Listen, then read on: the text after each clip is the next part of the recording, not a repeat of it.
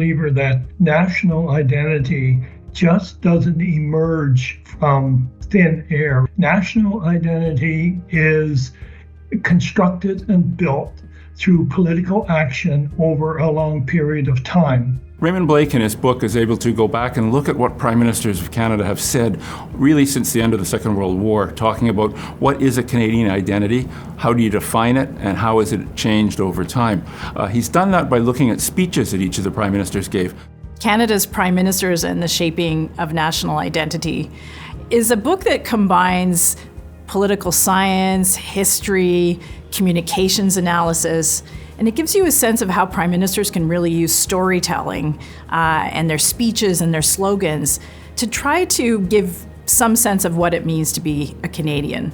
What's so interesting about the book is the degree to which both liberal and conservative prime ministers focused on the same thing, and from it all he's able to draw out, here are the key elements of what forms a Canadian identity. Each of those prime ministers were not simply politicians. They were nation builders. They were able to put aside their personal views in the name of what they considered to be a national good.